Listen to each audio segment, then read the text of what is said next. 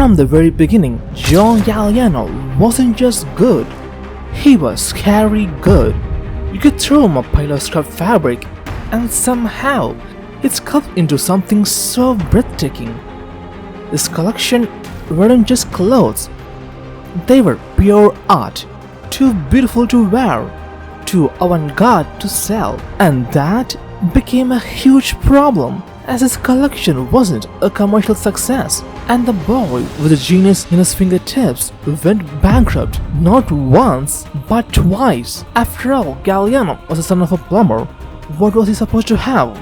Certainly not money. But what he did have was connections, powerful ones, and those connections lifted him up out of his ruins, first to Givenchy and then to the grand throne of Dior as its creative director. From there, his fame kept on rising and rising. His fashion shows weren't just shows, but were theatrical performances, and his collections were legendary. And Galliano wasn't just designing fashion, he was conquering it, striding through runways like Napoleon Bonaparte marching through Europe. But then came a night in 2010 where Galliano drank too much and he made some horrible anti-Semitic statements in front of few Jewish people. Are you blonde? Are you blonde with No, blue but I eyes? love Hitler. See? People like you would be today. Your mothers, your forefathers would be gas and Oh my god. And this landed him in a major trouble. This not only cost his job, but his entire reputation that he built over 25 years. In this video, we're gonna see how a son of a plumber, born far away from fashion capital, became its brightest star, and the higher he rose, the harder he fell, which almost ended his career. Jean Charles Galliano, or Juan Carlos Antonio Galliano Guillen, was born on November 28, 1960, not in Paris nor in London, but in Gibraltar, a sunny drenched British territory perched on the very edge of Spain. He was born to a Spanish father who was a plumber and an English mother. He had a beautiful time in a place surrounded by bright sunny beaches. But at the age of 6, his world entirely shifted. His family packed their bags and left the warm hues of Gibraltar for the grey skies and the dark ambience of London.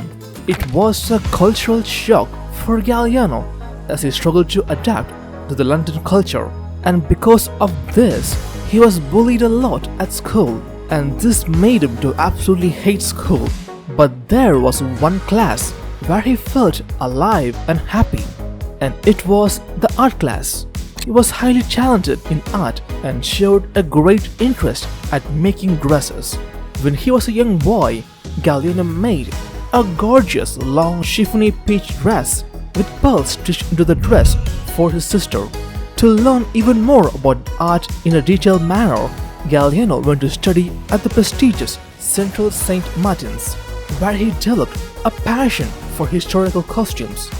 During his college days, he worked as an assistant to the Salvador tailor named Tommy Nutter, a famous suit maker to Mick Jagger, the Beatles, Sir Elton John, and many other notable figures. And here he learned about craftsmanship, workmanship, construction, and stitching. In his graduation collection in 1984, he released the Les Incroyables collection, which was heavily inspired by the French Revolution, and the collection was so good that next second after the graduation ended, this entire collection was immediately sold out and bought by a well-known London boutique of the time. Just 1 year after the Les Incroyables collection, he launched his own label. In 1986, he made a spring-summer collection titled Fallen Angels. The show was a visual love letter to the post-revolutionary France, a time when opulence of monarchy had been guillotined and society looked back to ancient Greece and Rome for simplicity, virtue, and a different kind of power. But Galliano wasn't done. In his finale, he drenched his models in water. The light mulesome dress turned translucent exposing the body beneath. And this wasn't just shock value, it was a reference to the myth of Muslim disease, a supposed plague of women dying from exposure while wearing damp sheer dresses in the 18th century. It was like fashion flirting with death, desire and morality, all in one scene. And by 1987, the fashion world couldn't ignore Galliano any freaking more. In that year, Galliano presented the spring-summer collection that was stripped back, almost medieval in its simplicity. Critics praised its restraint. The drama was still there, but just quieter, deeper and wiser. At the age of just 26, Galliano became one of the youngest designers to win the British Designer of the Year award. And the boy from Gibraltar? He wasn't just a rising star anymore, he was a force to be reckoned with. But behind the thunderous applause and pages of glowing press, a quiet crisis was brewing.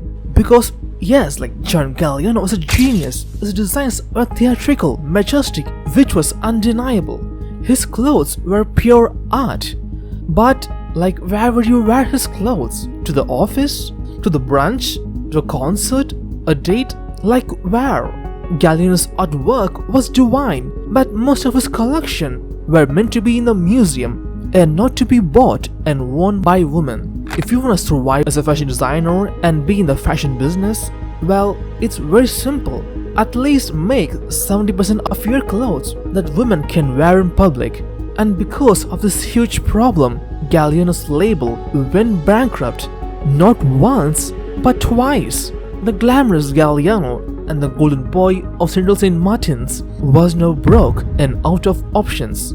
But Galliano was ready to do whatever it took to survive in this game. Like he collaborated with an Australian singer, Kylie Minogue, and designed her costumes for the 1981 Let's Get to It tour. But from a far distance, a humble giant was closely watching Galliano's struggles. His name was Andre Leon Talley, who was at the time the European correspondent for Vanity Fair. At one side, Andre was extremely sad because this highly creative young man's talent is absolutely getting wasted, and at the other side, he was extremely angry that Galliano doesn't have a strong financial backing because he is such a great genius and he is supposed to be at the top of the fashion world, but here is Galliano at the lowest of his life.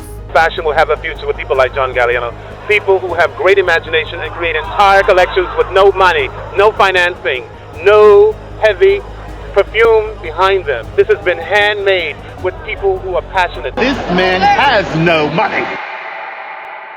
So Andre goes to his big sister and explains this messed up situation, and she is none other than Anna Wintour, the Iron Lady of the fashion world.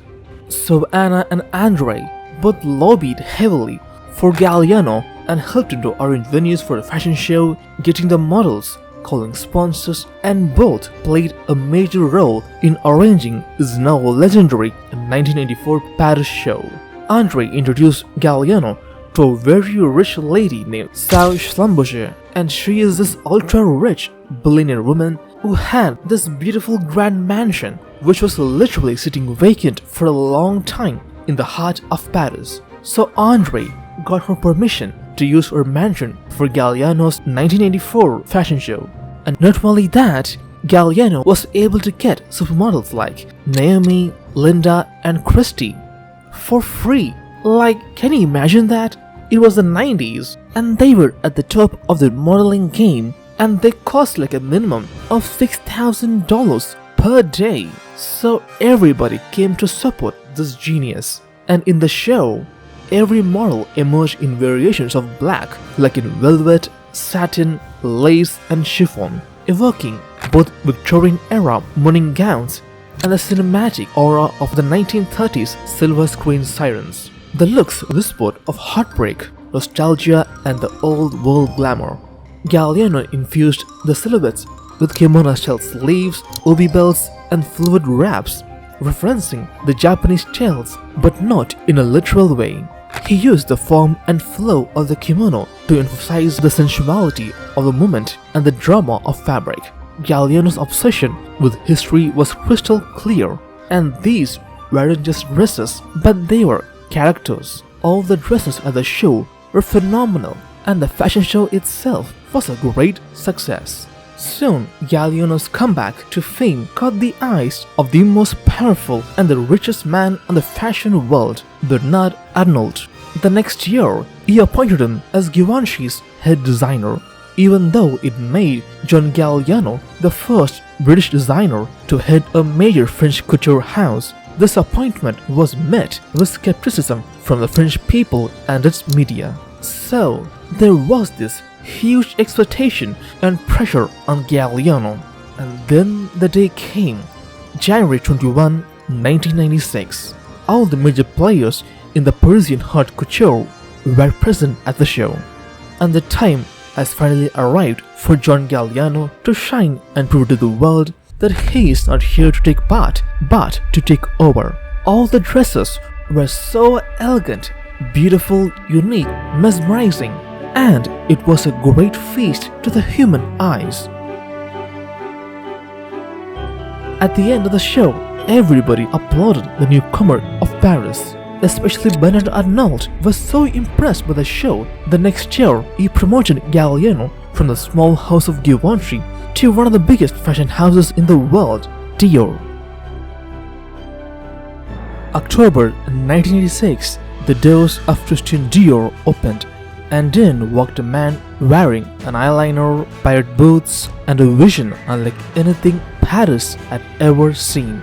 His name was John Galliano, the son of a plumber who was now the creative director of one of the most prestigious maisons in the world of haute couture. But he didn't walk in to preserve Dior's legacy, but he came to reincarnate the brand. Galliano didn't just design collections, he built worlds around it. With every runway shows, he transformed Dior from a luxury fashion house into a myth-making machine. And he wasn't shy about it. Like one season, the runway became a full-on snow-blown Russian palace. Another season, the runway turned into a glamorous chaos, bold makeup, dramatic outfits, and faces painted like living art. And another season, Galliano sent models down the runway like Y2K rebels, dressed in shiny metallics, wired up with headphones and carrying cassette players. It was decadent, unhinged, and couture turned into absolute cinema. And yet, beneath the drama and extravagance was a pure genius. Galliano fused old Dior with new Galliano. He interpreted the classic bar jacket not by changing it, but by injecting it with character, pairing it with corsets, lace gloves, and military boots. But let's not forget that Galliano made Dior cool and trendy again. Not only that, Galliano made every show feel like a once-in-a-lifetime moment. From the Egyptian queens to circus ringleaders, from matadors to 1940s Hollywood starlets, he turned the Dior's runway into a living, breathing opera. And for 14 years, he didn't just uphold Dior's legacy, but he made it louder, bolder, and more unapologetically emotional. But soon, Galliano would destroy his own fashion empire because of one terrible addiction: alcoholism. You see, John was already struggling with his mental health since 2007, as his best friend and his right-hand man named Steven Robinson, the man who played a major role in his success, suddenly passed away because of drug overdose. His death was a huge blow to Galliano, as Steven was the only man who was keeping John Galliano sane for a long time. Now Steven being out of his life, nobody was able to keep Galliano sane and safe. And this led him to become an insane alcohol addict. It is 2010 and the night has arrived and the lights of the Parisian bar was lit up. So did Galliano's alcohol addiction. He kept on taking many shots as possible and drowned himself in alcohol to relieve from his mental pain. Now, heavily drunken Galliano sees few Jewish people minding their own business, and then Galliano goes ballistic on them. Are you blonde? Are you blonde with No, blue but I eyes? love Hitler. See? People like you would be dead Yeah. today. Your mothers, your forefathers would be gassed and Oh my god. But this incident only came to light in February 2011, and this video spread like wildfire, and Dior immediately kicked out Galliano from his job, and Galliano was charged by the French courts with public insults based on origin, religious affiliation, race or ethnicity. The offences carried a maximum sentence of 6 months in jail, but the prosecutors showed some mercy to Galliano and only asked him to pay $6,000 in fines. Despite Galliano apologizing to the Jewish community multiple times, the Jews were still divided on this issue. Like, some forgave him and some didn't. Like the Jewish actress Natalie Portman said that she was deeply shocked by Galliano's statements and she will not be associated with Mr. Galliano in any way. But another popular Jewish actress, Eva Green, said that sometimes you can make mistakes. I don't think he's anti-Semitic. I'm Jewish. I don't think he has anything against the Jews. I think it is more that he was probably a bit drunk. But a good number of people said that firing Galliano from Dior was extremely harsh and totally unnecessary.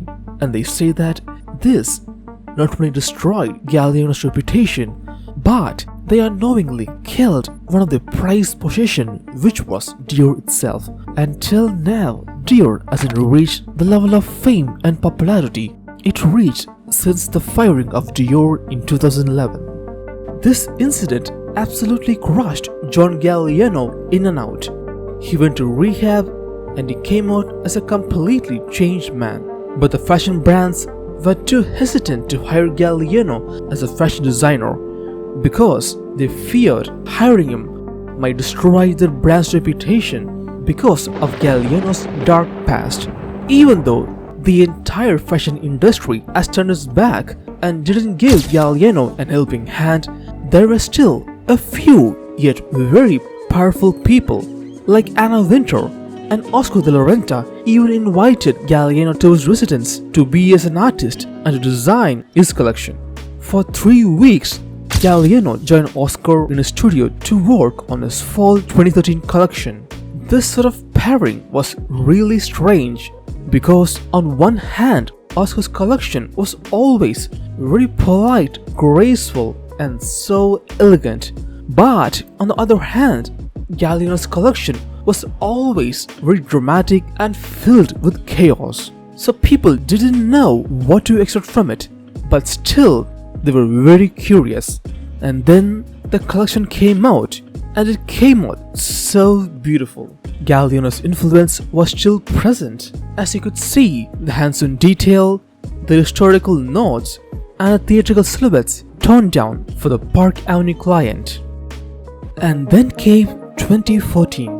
Maison Margiela, the house founded on anonymity and anti-fashion, the exact opposite of Galliano's flamboyance, made a move that shocked the entire fashion industry. They named John Galliano as the new creative director. A designer known for face paint, opera gloves, and Marie Antoinette level drama was now in charge of a label obsessed with blank labels, white coats, and conceptual silence. But Galliano didn't walk in guns blazing. His first show, the artisanal Spring 2015, was premiered in London, not in Paris, a gesture of respect and a whisper rather than a scream. But when the models walked out, the crowd gasped.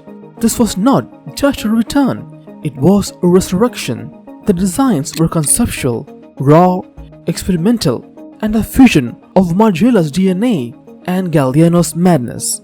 He turned trash into couture like he made a coat of broken mirrors and a gown from melted plastic, and he called it emotional glamour.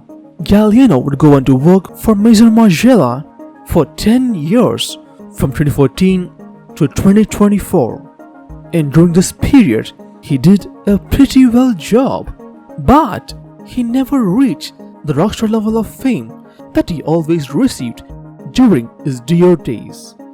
Even though he was not as popular like he used to be 15 years ago, but now he is so much better as a person and he is free from all of his bad addiction, and overall he is a free, happy, healthy man. If the story of Galliano moved you even a little bit, I'd be so grateful and happy if you drop a like to my video and subscribe to my channel. And thank you so much for watching.